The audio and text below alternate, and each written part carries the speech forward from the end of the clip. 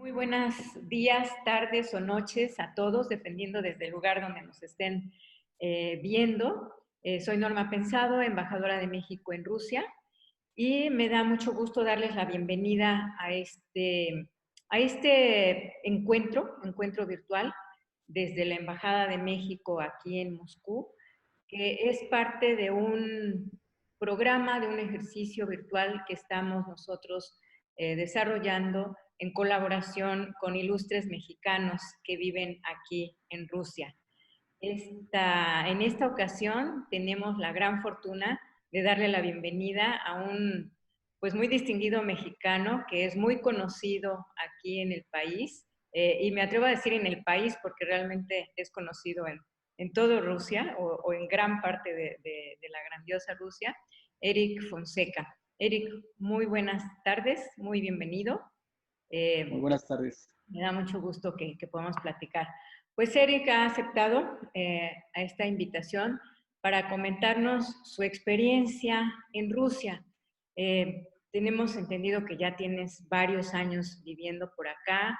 Nos gustaría quizá iniciar un poco, que nos contaras cuándo llegaste a Rusia y qué te trajo a este país que geográficamente es bastante lejano de México, aunque yo he podido descubrir en los 3 años que llevo acá que tenemos muchas afinidades o somos bastante cercanos en términos culturales, también de carácter y demás. Pero cuéntanos.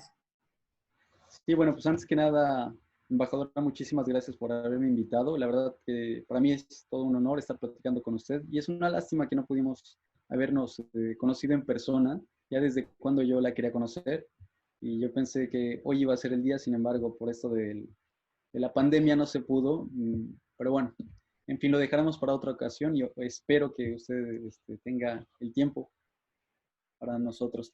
Claro que sí. Bueno, yo me llamo, para los que no me conocen, me llamo Eric Fonseca, soy mexicano y llevo casi 15 años viviendo aquí en Rusia. En septiembre cumplo los 15 años exactamente. Eh, Soy de la Ciudad de México, Estado de México, ahí en la frontera, para los que más o menos se ubican. Eh, yo vine a estudiar originalmente aquí actuación, porque desde que era adolescente en la Ciudad de México, en el Estado de México, yo estudiaba arte dramático, pero simplemente como talleres. Y en ese momento yo me conocí con Konstantin Stanislavski, que es el, la teoría teatral, digamos que por excelencia, aunque muchos no están de acuerdo con eso, pero es la principal teoría teatral que existe para la gente que estudia arte dramático y desde siempre me encantó. Yo Yo, ya co- traía algunas. yo coincido en que la escuela de Stanislavski es la referencia. Exactamente. Entonces, yo siempre me quedó ahí como que la semillita de algún día voy a conocer quizá Rusia. Y bueno, ese fue el primer nombre difícil que para mí era muy complicado en aquel entonces, Stanislavski, y me lo aprendí. Pasó el tiempo y también comencé a estudiar en la universidad y comencé a estudiar en el ITAM. No, no terminé la carrera, estudié más o menos año y medio, estudié ciencias políticas, pero yo sentía que no era para mí, era mucho más idealista que ahora, aunque no se me va todavía. Y fui y les platiqué a mis papás mis intenciones de estudiar actuación. Ya me habían, en una otra ocasión ya me habían dicho que también me encanta cantar y me han dicho que cuando termine una carrera puedo seguir. Pero ya había terminado la prepa, ya estaba en la universidad. Y me dijeron, bueno, ok, ¿no te gustan? Te vamos a apoyar. Entonces comencé a estudiar actuación, pero en México, en un instituto ruso-mexicano, donde por el programa podías estudiar 2 años en México y podías estudiar 2 años en Rusia.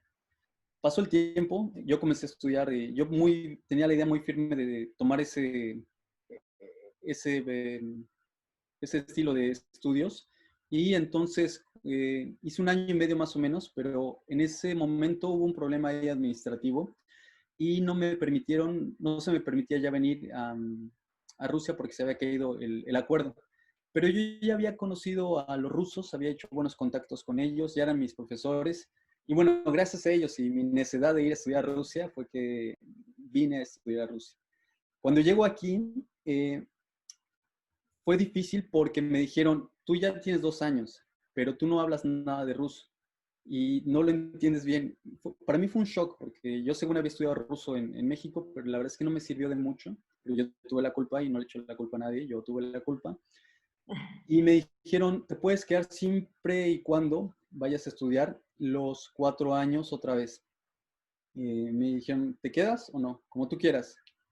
Y yo dije, ya estoy muy lejos. Le dije, sí, claro, me quedo. Y así fue como comenzó mi carrera. Estudié 4 años de actuación. En el inicio fue bastante difícil, muy, muy difícil, porque comparado con otros estudiantes que llegan a estudiar aquí a Moscú, vienen en grupos o vienen de distintos países y los ponen regularmente en una universidad, en la RUDEN, por ejemplo. Y entonces entre ellos pues se hacen amigos, conviven, comparten, tratan de entender a los rusos, pero como en grupo. A mí me tocó venir solo. Entonces, solo y en una escuela de actuación donde siempre hay competitividad, porque siempre tienes que ser tú, o a menos que te digan que el director que no eres tú. Entonces hay un pequeño, por naturaleza es una profesión de choque Sí. hasta cierto punto. Y me costó mucho trabajo adaptarme. Por eso cada que me preguntan ahora con esto de la lista de Eric que hago, me preguntan mucho, oye, ¿qué estudiaste? ¿Me recomiendas ir para allá? ¿Qué carreras puedo tomar? Entonces yo sí me tomo muy en serio el hecho de tratar de ayudarlos, porque para que no pasen lo mismo que fue tan difícil para mí, trato de echarles la mano dándole mis tips. Entonces siempre les digo, escríbanme y no me comprometo a responderles a todos, pero si me escriben, pues les contesto lo mejor que se pueda. Porque en estos años que llevo también aquí, me he dado cuenta que hay muchos hispanohablantes, como yo les digo, porque yo como que me he vuelto un poco de todo Latinoamérica y de España con esto de mi programa. Y les digo, yo he visto que hay gente que llega con muchos sueños y he visto que gente muy inteligente, pero por una u otra cosa, a veces por disciplina, se regresan con todo y sus sueños. Entonces yo les digo, cometí muchos errores, pero a pesar de eso logré quedarme porque fui disciplinado. La escuela misma es muy disciplinada, es muy ruda la escuela de actuación en Rusia y eso me permitió quedarme. Entonces trato de darle todos esos tips en primera persona a las personas que me preguntan. Y y trato de ser muy claro. No trato de pintarles un mundo de color de rosa aquí a los estudiantes que llegan, porque la verdad es difícil en el inicio. Y bueno, fue así como llegué, estudié 4 años de actuación. Al final, en el último año siempre el último año yo prácticamente no estudiaba porque tenía pocos papeles, porque tenía un acento horrible. Y me costaba mucho trabajo todavía hablarlo. Me ponía nervioso a veces. Si estudiaba las líneas, pues no había ningún problema. Pero si no, me costaba mucho trabajo.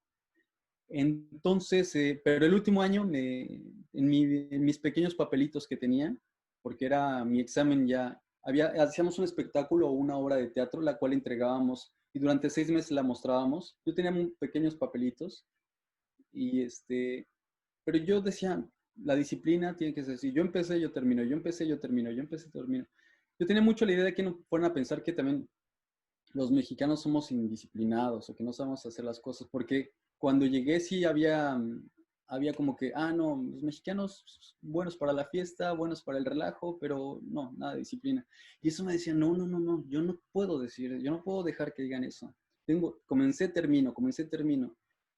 Y sí, bueno, terminé y el último día que hicimos el espectáculo, de casualidad hubo unos productores ahí. Es muy común, como en el fútbol, cuando van a ver a los futbolistas y son jóvenes, aquí me van y te ven y si tienen algo para ti, te ofrecen un papel. Ujú. Y ahí tuve la oportunidad de que me ofrecieran un papel. Tuvo la conexión a pasar con el ¿Sí? reto. Ese era No, no, no, no. uno. Me ofrecieron hice una telenovela aquí en Rusia, una miniserie. Sí, y fue para mí fue súper interesante porque comencé con una telenovela que empezó en Moscú y terminó en la India. Yo era un indio, Ajá. bueno, como le dicen hindú, pero no es correcto, es No, indio. ajá. A menos que sea de Este, religión hindú. hinduista. Exactamente. Y yo estaba feliz. En el inicio fui a hacer el casting. Me invita esta persona, me dice, quiero que hagas el casting porque nos gustas para que hagas este papel. Y yo dije, era mis últimos meses ahí. Dije, por supuesto, no pasa nada. Fui, no sé qué le gustó al director de mí, pero luego, tú sientes cuando a alguien le gustas después de que hiciste algún casting. Y me dijo, ¿qué haces aquí? Pues, ¿estás dispuesto a viajar? Y le dije, sí. Me dijo, pero con la condición de que hagas otro casting, porque ya tenemos al muchacho que va a hacer este papel. Y al final me dijo, vamos a hacer el otro casting. Hice el otro casting, le gusté, y entonces me dijo, te quedas, pero quiero que hagas un tercer casting para que ya interactúes con los protagonistas. Y le dije, por supuesto. Y bueno, al final le gustó, me quedé, hicimos la telenovela o miniserie, en ese momento le llaman telenovela, pero ya era una miniserie, eran como 12 capítulos. La hicimos en Moscú, en la India, en Mumbai, y fue toda una experiencia. Al regresar después de eso, a través de un contacto, una mexicana muy buena onda, me dicen que está buscando personas para salir a cámara, y yo era como el perfil ideal por ser actor. Y comienzo a tratar de entrar en RT. Voy, les gusto, me quieren probar dando noticias. No les gusto ahí, porque dar noticias y tratar o sea, y un actor puedes a veces coincidir, pero no necesariamente. Además, yo tenía 4 años de no ver televisión mexicana, entonces estaba un poco yo desfasado de cómo era la gente en la televisión. En ese entonces no era tan fácil tener internet. Estaba un poco yo desfasado. Me dicen, no, gracias, pero no te vayas porque puede haber otros proyectos". Pasaron como 2 o 3 meses, me llamaron, me dijeron, necesitamos un programa como de viajes. No sabían exactamente qué se necesitaba, pero como de viajes. Me junta con un director bastante experimentado, muy bueno, y platicamos. Y después de esa plática surge la lista de Eric. Así fue como surgió la lista de Eric. Me extendí un poco con No, no, toda la no, qué explicación. interesante. Contestaste varias de las preguntas que tenía yo justamente, porque, bueno, sabía de tu trayectoria en el teatro, además egresado de una de las escuelas más prestigiosas aquí de Shuking. Sí, Y, sí, sí. y bueno, este vínculo después ya con la televisión y demás. Y la lista de Eric creo que, bueno, es un programa que tiene mucha audiencia, que tiene mucha proyección, es una manera de recorrer Rusia desde la casa o desde donde uno Sí, pueda sí, sí. conectarse. Y eso te ha hecho que realmente puedas conocer no solamente físicamente lugares diversos de este gran país, sino su gente, Sí, sí, sí. costumbres, muchas cosas. ¿Qué es lo que más te ha marcado en todo este quehacer con la lista de Eric? La lista de Eric ya llevaba varios años y comenzamos cuando a pesar de que nosotros somos un formato de televisión, de repente como yo veía mucho internet o YouTube, yo trataba sin querer, ahora lo reflexioné, trataba de jalar con muchos elementos de internet de aquel momento. Y comenzamos como muchos youtubers de hace como 8 años. Eh, y tratamos de hacer muchos experimentos. En unos nos equivocamos, en otros creo que los hicimos acertadamente. Y bueno, ahora ya creo que tenemos un formato bastante claro. Y lo que más me ha marcado es, sin duda, viajar por todo este país que yo digo que no es un país, esto es Son un continente. Esto es un continente. México cabe aproximadamente territorialmente como 6 o 8 veces, si no me equivoco. O sea, es inmenso el lugar. Y cuando yo antes no tenía mucho la idea sabía que era grande, pero no qué tan grande. Y cuando me toca a veces viajar lo que llaman comandirovkas o viajes de servicio, me toca viajar 6 o 7 horas solo para ir a una entrevista y digo, wow, ya, ok, bueno, ya vamos. Y después de regreso, o sea, 14 horas solo para ir a hacer una entrevista de 1 hora o 2. Y dices, wow, esto es gigante. Pero bueno, lo que más me ha marcado han sido unos 3 o 4 viajes que he hecho. He hecho un viaje a Aimicón, que es el lugar más frío del mundo. habitado. Ahí el récord se rompió incluso, creo que el año pasado, hace 2 años, se llegó a -76 grados bajo cero, si la memoria no me falla. Su antiguo récord era de -72. Y yo fui el primer hispanohablante, no, perdón, latinoamericano, en haber visitado ese lugar. Incluso me dieron mi título de haber sido el primer latinoamericano de haber visitado el lugar. Y mi récord fue de -57 bajo cero.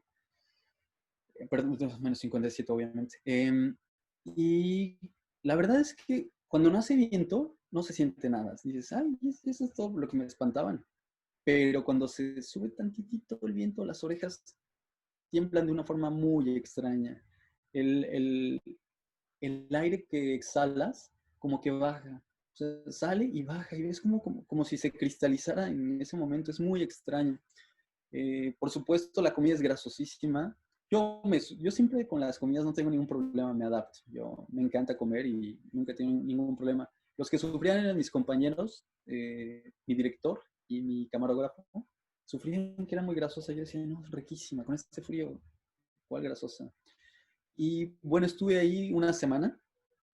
Entonces, ves cosas muy extrañas, como por ejemplo, toman leche, pero no te dan un litro de leche, te entregan un cubo de leche o te entregan sí, como un hielo de leche. Ajá. Eh, la ropa sí se pone a tender, pero solo unos minutitos para que tome la forma como que se para, se queda congelada y se queda parada y luego la meten como si se planchara y la dejan después en la parte adentro de su casa, pero hay un lugar especial. La carne pues te dura ahí años, no necesita refrigerador, eh, es un lugar muy interesante. Y me marcó totalmente, o sea, te cambia la visión de cómo puede vivir un pueblo aquí, qué hacen aquí además. Y hay un río, por ejemplo, que nunca se congela, a pesar de que llegas a -70 y tantos, nunca se congela. Entonces, como que, ¿por qué? Porque son cosas como muy raras. Bueno, estuve ahí, tuve la fortuna de visitar todas las sedes del Mundial, todas me las aventé, unas más divertidas que otras, por supuesto, pero en general fue muy interesante. También he estado 2 veces más allá del círculo polar, más bien en el círculo polar ártico, eh, viviendo con una tribu llamada Nienets. Ellos viven en unos tipis y ellos viven a base de la carne de reno, de los cuernos de reno, los venden, son medicinales según su cultura, la sangre del reno es muy buena, casi no comen verduras porque no lo hay, no sé, a esa altura del planeta no crecen casi árboles, son unos árboles, sí, son muy pequeñitos los árboles. ¿Cómo? Arbustitos chiquitos, ¿no? Sí, incluso, sí, en algunos lugares arbustitos, incluso en otros lados como lama, nada más, una especie de lama. Y ellos se encuentran en la península de Yamán. Y durante todo el año ellos recorren esa península de Yamán, de norte a sur, y hay muchos de ellos. Y cuando estuvieron en la parte sur, cerca de la ciudad, nosotros logramos abordarlos. En ese momento vivimos con ellos durante una semana. Y es todo, ahí hay realismo mágico puro. O sea, a García Márquez le hubiera encantado estar ahí, porque había cosas rarísimas. Según ellos, a veces salían y iban viajando en sus renos, y de repente ellos, según había como chamanismo y movían las auroras boreales, unas cosas medias extrañas, pero, pero muy interesante, muy, muy, muy interesante. Ahí Y me doy. para hacer cada programa, por ejemplo, tú decides a dónde quieres hacer el programa, cuáles serían los objetivos, lo vas planteando o ya es algo que te definen desde la dirección. No, desde el inicio ha cambiado, ha cambiado, ha sido muy distinto. En el inicio los 2 primeros programas casi yo los propuse. Yo decía, quiero esto. No sabía cómo, pero yo lo quería. Y entonces gente mucho más experimentada en aquel entonces decía, se arma así, ta. Muy bien. Y pasó el tiempo, han pasado distintas personas a través de mi programa. Algunas mejores, algunas no tanto, según mi punto de vista, pero de todos yo he aprendido mucho. Hoy en día tengo un equipo ya más conformado, donde yo sí digo, yo quiero que hagamos eso porque eso puede ser interesante y eso es interesante. Y mi función principal o la función de la lista de Eric también es tratar de, de traducir un poco la cultura, pero como que en línea, digamos que una traducción directa, porque regularmente en el mundo estamos acostumbrados a que todo nos lo traducen a través del inglés y luego nos lo dan en nuestro idioma, en este caso español. Pero siempre hay como, se pierde mucho en las traducciones. La frase de Lost in Translate es como muy cierta. Y a veces no llegas a entender de qué se trata en su totalidad. En este caso tratamos de saltarnos esa barrera y en un inicio solo trataba de mexicanizarlo, porque no conocía más, pero con el tiempo también me conocí con los latinoamericanos y comencé a entenderlos un poco más y trato de, digamos que simplemente dejarlo a nivel como hispanohablante para que sea más puro para todos y cada quien entienda un poco lo que se debe entender. Entonces, esa es nuestra función. Y en cuanto a quién decide los programas, algunos los propongo yo, los que se me hacen más interesantes. Si no lo propongo yo, tiene que pasar por mí, porque si no me enojo ya. Porque a veces no se filtra como yo quiero. A veces lo quieren, ellos tienen una idea. Ha habido rusos en mi programa, muchos, y tienen una idea y dicen, yo quiero que Rusia sea así. Y le digo, ok, pero para que mi gente entienda lo que tú quieres decir, se tiene que decir así y no así. Entonces, Eso ahí es es como, importante. Sí, yo creo sí, que eso justamente está en la clave de lo que a nosotros nos llama mucho la atención y nos interesa mucho desde la perspectiva como mexicanos, también claro, nosotros en la embajada viviendo en Rusia, y de cómo hacer una conexión entre México y Rusia. Yo creo que precisamente un programa como en el que tú estás hace muy bien este vínculo, ¿no? Porque es una sí, visión de Rusia desde los ojos de un mexicano. Creo que eso es algo muy interesante. Además, estaba yo viendo últimamente que has tenido algunos programas de la lista de Eric en México, en Ciudad de sí, México, en Baja California. ¿Y eso cómo nace? ¿Cuál sería la perspectiva? ¿Y tienen intención de hacer más programas en México? sí, yo sí, yo sí. Es cosa también hay muchas gentes involucradas y otras personas son las que toman la decisión final, pero sí me encantaría volver a México a hacer la lista de Eric. ¿Y por qué? Yo me he dado cuenta a través de estos años que la imagen de mi México lindo y querido ha pasado de ser la imagen de un país divertido, donde hay gente alegre, donde hay gente que es muy buena onda, a ser un país donde de repente ya te preguntan por el narcotráfico, ya te preguntan si en realidad está todo tan mal. Y yo siempre les digo, no, no, no, a ver, espérense. De Rusia también hablan cosas malas, ¿verdad? Pero no es cierto, ¿verdad? Entonces, démonos la oportunidad de conocernos, es lo que yo les digo. Y en la lista de Eric es como también, es esa oportunidad para conocernos entre los rusos y los mexicanos. Y yo cuando fui a hacer los programas a México, era justo eso lo que quería, darle una oportunidad a mis mexicanos de mostrar quiénes somos y que no es cierto que hay solo narcotráfico. Eso era bien importante. Y en las redes luego me dicen, ¿y por qué no sacas todas las realidades? Les digo, a ver, espérense, en realidades hay, solo abran YouTube y te encuentren la realidad que ustedes quieren ver. También ustedes se quieren a fuerza fijar en lo malo. No, yo quiero mostrar lo bueno. Creo que no está de moda mostrar cosas bonitas o mostrar cosas como buenas. Y justamente he llegado a esa reflexión de que no, o sea, si quieren, hoy en día Internet no son televisoras como antes, todo se vale y tú encuentras lo que quieres. Entonces ese ha sido, cuando me dieron la oportunidad de ir a México, yo estaba muy contento y sentía mucha presión porque yo quería mostrar una cara bonita de México. Y lo digo abiertamente, o sea, quieren ver caras feas de México, las hay, pero caras bonitas casi nadie se atreve a decirlas. O no están bien grabadas además. Están así como que feitas, no, yo no. Fue un objetivo muy claro que me lo metí. Entonces, llevaba un compromiso muy fuerte y nos costó mucho trabajo porque coordinar, mi equipo todo es ruso y tratar de hacer coordinar a los rusos con los mexicanos y yo en medio, y no me da cuenta hasta qué punto también me he rusificado, entonces es como hacer la balanza ahí y tratar de que todo pase. Y también nos ayudó mucho esta Betsabe Sumaya. Si no fuera por ella, yo creo que no nos... Porque había la idea de ir algún día a México o a Latinoamérica, pero nunca se había concretizado tanto como cuando conocí a Betsabe, que me dijo, ay, vamos, vamos. Es una tipaza, una tipa muy positiva y que le agradezco mucho, porque gracias a ella pudimos sacar la lista afuera de Rusia. Y Sí. creo que gustó. Espero que haya sido así. Sí, es lo que te iba a preguntar, si han tenido buena audiencia en estos programas de México. En el de México, hicimos dos de México y uno de Cuba.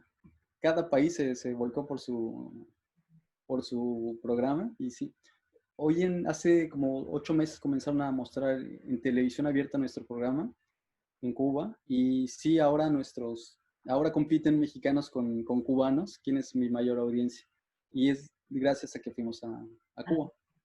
Entonces sí, parece que sí La, gustó. la audiencia rusa respecto a los programas sobre México han tenido buena Sí, nosotros tratamos de traducirnos nuestros programas al ruso y el de la Ciudad de México sí tuvo buena audiencia. El otro no se pudo traducir porque no depende, dentro de el lugar donde yo trabajo hay distintas redacciones. La redacción rusa, en este caso, no le interesó mucho traducir ese programa, pero todavía estamos en táticas, digamos, porque yo sí quiero que lo traduzcan. Y sí, sí les ha interesado. Se interesan mucho. De hecho, yo no esperaba, la verdad es que nunca mi auditorio natural, digamos, nunca había sido el ruso. Y desde el mundial, por algún motivo, es visto por muchos rusos el programa. Y yo me sorprendí gratamente, pero yo no esperaba eso. Y bueno, Sí, no, qué bueno. un poco raro, pero sí, así Sí. es. No, pues tienes un trabajo realmente fascinante y además, como decíamos, es un trabajo que para nosotros es especialmente interesante porque ayuda mucho a hacer este vínculo entre Rusia, México, Rusia visto desde los ojos de un mexicano y todo. Sí, sí, sí, sí. Cuéntanos un poco cómo es tu vida como mexicano viviendo en Rusia fuera de las cámaras, fuera del trabajo de la lista de Eric. Yo en realidad soy muy bueno. Le dedico muchísimo tiempo a la lista de Eric, entonces es un poco extraño mi trabajo porque yo trabajo como a full, las 24 horas por, digamos, una semana sí, o más bien 10 días sí, 3 4 días no trabajo. Y así es mi vida. Entonces, cuando no estoy frente a la cámara, no quiero hacer prácticamente nada. Pero ahora con esto de la pandemia, me ha dado tiempo para replantear muchas cosas y ver hacia dónde va la lista de Eric. Y bueno, ahora me he vuelto mucho más deportista, ya me pongo a correr, estaba un poco pasado de peso y me he vuelto más deportista. Me gusta el deporte porque además cuando yo estudiaba actuación nos metían muchísimo deporte, yo aprendí ahí esgrima, aprendí lucha teatralizada, eso no tiene mucho que ver, pero sí, me tocó hacer ballet. Entonces, físicamente eh, sé muchas, digamos, que técnicas las he desarrollado y hoy en día las trato de implementar. Entonces, mi día a día en realidad soy como muy común, no me... Lo único que sí siempre debe haber algo en mi casa o chiles o tortilla para no perder el vínculo. De repente los rusos me dicen que echo a perder sus platillos porque le pongo chile a las cosas, pero yo digo que no, al fin y al cabo yo me lo voy a comer. Y es para mantener ese vínculo. Pero me parece que en general llevo una vida bastante como común. O sea, corro, tengo un niño de 5 años que él habla perfectamente ruso, mucho mejor que yo, sin acento absolutamente. Y le he estado enseñando español y parece que se me dio bastante bien. En la escuela de actuación, como que la parte pedagógica se te desarrolla mucho y me permitió enseñarle a leer. Y le encantan los números. Tiene 5 años, pero todos los días escribe números. Está obsesionado con los números. Entonces, me dedico a él, a un poco al deporte y ahora mucho a las redes sociales. Ujú. Sí, bueno, y creo que la pandemia pues también nos ha marcado mucho a todos, ¿no? Y el hecho Sí, de tener que estar confinados mucho tiempo, pues también implican un cierto periodo de reflexión para lo que uno sí. hace. y veía en uno de tus programas que pasaste, o no sé si todavía incluso estás en la dacha familiar, ¿no? Sí, sí, sí, esa es la dacha, Ajá, justamente. Por eso está todo de madera, es la dacha. sí. Es, mi suegro me prestó su lugar para hablar con persona tan importante como es usted. Gracias. Sí, Sí, pues muchas gracias, Eric. No sé si quieres hacer un comentario final, algún mensaje para, quizá para los mexicanos que viven acá en Rusia, que también, como tú lo mencionabas, a lo mejor ahorita ya no, pero al principio han enfrentado muchos retos y todo. Y para los que vienen o para los que acaban de llegar, pues que también puedan tener algún tipo de consejo, de tips. sí, pues para las personas sobre todo que vienen, que ven Rusia por primera vez y traen muchas historias que pueden ser o no ciertas, pues les pido que sean un poco más, que se preparen antes de venir, que hagan un buen plan de lo que quieren, sus objetivos, que se los planteen y, y que vengan abiertos a, porque el lugar, me decía una señora rusa que yo quiero mucho, eh, Rusia no acepta a los débiles, solo los fuertes se quedan. Y eso me calaba. Porque a veces yo me quería ir. Y es cierto, o sea, tienes que volverte disciplinado aquí, porque si no, te puedes quedar, pero te vas a quedar solo un tiempecito, no muy grande. Entonces, yo he visto, repito, a muchas personas que se han ido y les digo, preparen bien su plan de lo que quieren y cada etapa.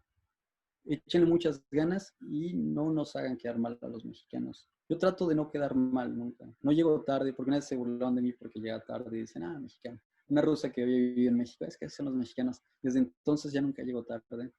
Eh, y trato de no hacerlo, no es por mi culpa.